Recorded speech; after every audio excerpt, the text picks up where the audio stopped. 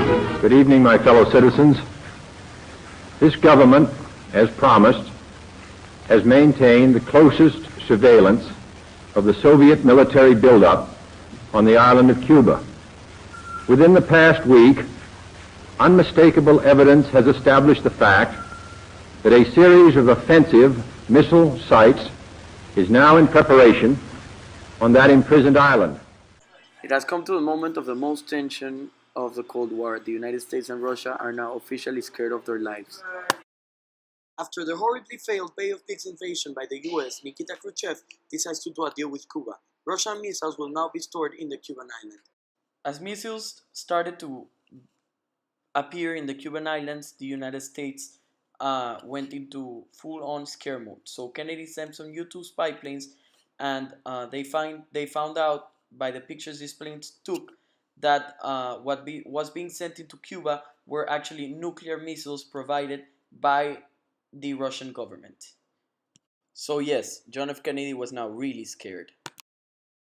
Nikita Khrushchev had lied to the United States by saying no defensive weapons would be sent into the island, and the United States responded by creating the Executive Committee of the National Security Council to fight against Russia and Cuba.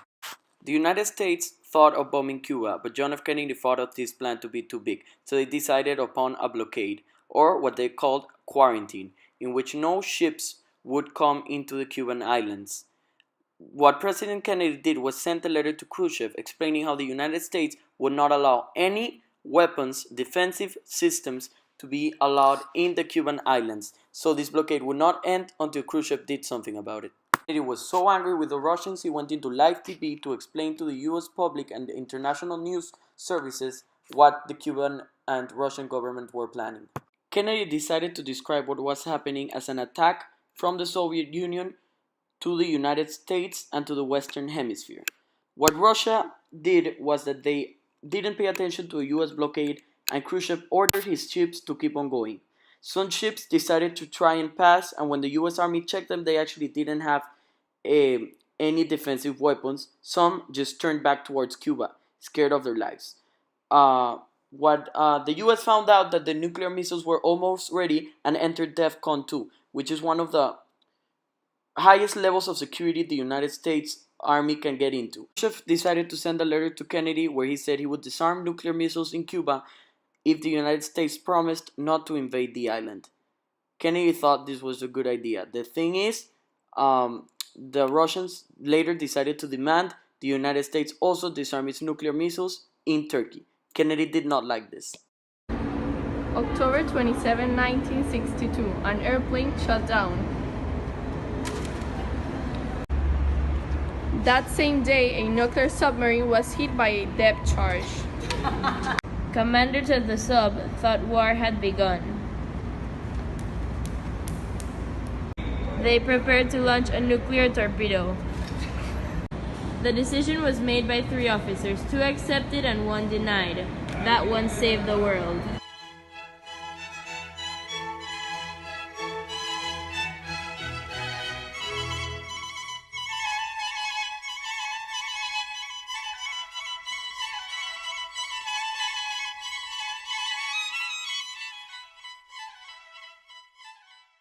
Today's show is sponsored by Squarespace, the all-in-one.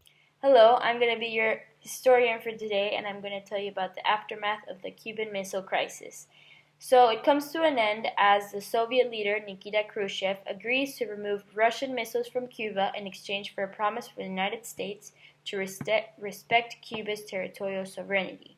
This was what stopped a possible nuclear conflict. There are many consequences to the crisis, but these are the most immediate ones. Cuba and the Soviet Union were on shaky grounds because Cuba is especially Fidel Castro was like, what are you doing? You back down to the Americans. Now, what am I left with? You have backed down from our initial plan. What am I going to do? After the crisis, it also came to light that many European countries that were allied to the U.S. Were mad because Kennedy had not taken them into consideration in many of the negotiations that might have led to an atomic war. Consequences inside the Soviet Union was that many were shocked. why the hell isn't Nikita Khrushchev gonna use the nuclear weapons? So they were shocked that he had withdrawn the weapons. 2 years later, in 1964, Leonid Brezhnev and Alexei Kosygin pushed him off power and proceeded to lead the Soviet Union on a massive military buildup. There are perhaps one positive aspect of the crisis. Having gone to the edge of what President Kennedy referred to as the abyss of destruction, cooler heads in both nations initiated steps to begin some control over the nuclear powers. Less than a year after the crisis ended, the United States and Soviet Union signed an agreement to end above-ground testing. In 1968, both nations signed a non-proliferation treaty. So now it was safer to have nuclear weapons because you couldn't be testing them all around, and that's it. Hello again. Now we're going to be talking about the 5 lessons that can be taken from the Cuban Missile Crisis. The first one, the Cuban Missile Crisis taught the United States what containment feels like. None of the policymakers ever thought that the United States could be in that position, and that the Cuban Missile Crisis made them feel that. In a democracy, this is number 2, the need for a broad public support to engage in a dangerous confrontation can have lasting, unintended foreign policy consequences. Number 3, multilateralism is key in a situation like this. Number 4, a flexible and varied military force, including a strong navy, gives policymakers a wide range of response options. And in these options of response, in what is the best way to attack? Is it better with a nuclear threat, or is it better to invade? Like, what is the best option there? And number 5, crisis management may require upending long-established military doctrine, plans, and policies. So it's important to have plans before the crisis is occurring. And those are 5 lessons that you can take from the Cuban Missile Crisis.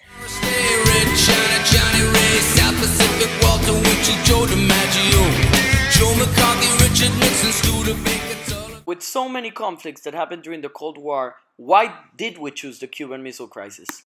Basically, we decided to choose the Cuban Missile Crisis for one reason. Most historians and basically common people describe the Cuban Missile Crisis as being one, or if not the highest point of tension during the Cold War. These two wanted nuclear war, and the Cuban Missile Crisis almost caused it. So we wanted to see just why this specific period in history was so important that it almost caused whole wide world destruction. Ideological battles between the superpowers had as much of an impact on the everyday lives of most civilians than any other aspect of the Cold War. The Americans advocated free market capitalism while the Soviets promoted communism. Both sides promoted the benefits of their systems and the deficiencies of the others while claiming greater freedom for their citizens. For the Americans, this meant championing the innovation and affluence that capitalism brought, while correlating communism with oppression. In contrast, the Soviets preached egalitarianism among all citizens and portrayed the West as being greedy and materialistic. Domestically speaking, in the United States, the Cold War led to the election of anti-communist presidents such as Truman, Kennedy, Nixon, and Reagan. In addition to battling the Soviets politically and culturally, these presidents waged economic warfare with the Soviet Union. The Cold War overall was an important influence on almost all aspects of American society. Cultural antagonism between the United States and the Soviet Union had both positive and negative repercussions. Mutual fear between the two countries led to political confrontations, some of which nearly led to World War. Also, differing economic philosophies resulted in opposing claims of what freedom meant. Because of its broad influence, the Cold War was the defining event of the second half of the 20th century, which impacted to varying extents foreign and domestic policy decisions in the world's societies.